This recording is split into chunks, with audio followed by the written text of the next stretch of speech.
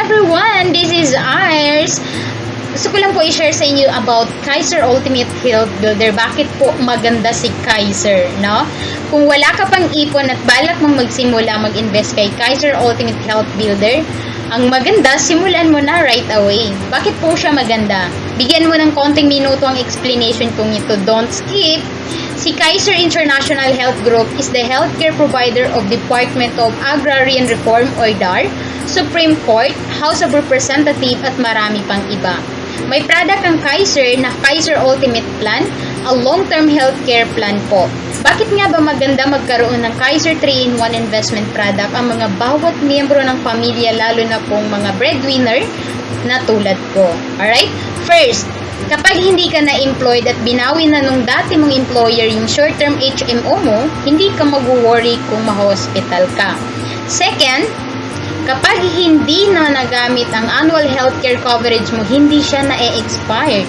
Unlike sa short-term healthcare HMO na no refund ang premiums magamit mo man or hindi. Tama?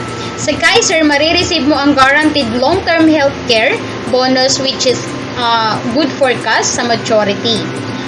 Third, may kasama na siyang life insurance for income replacement or protection para sa family just in case na may nangyari sa policyholder.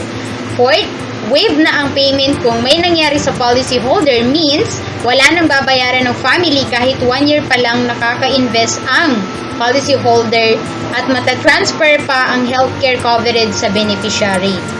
Another, naka-invest sa mutual fund ang health fund, kaya nag-earn siya ng 10% rate of returns at may variable earning pa, depende sa performance ng stock market.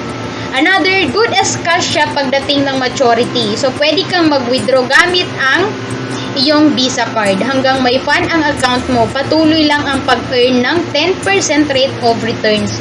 Nagko-compound po ito annually. Another, covered ka kahit beyond 60 years old ka na as long as you live at may fund ang iyong account. Alright?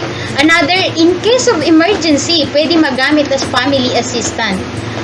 And also, maaari kang magkaroon nito sa halagang 88.23 pesos a day. Mas mahal pa ang one-piece chicken joy na may drinks and fries. Best! Diba? Sinong pwedeng maka-avail nito? This is the good news. Lahat ng nasa 10 years old to 60 years old, mayaman o mahirap, basta healthy ay qualified po for this program. Alright? If you really love your family at ayaw mong maging burden sa kanila, either you die too soon or you live too long.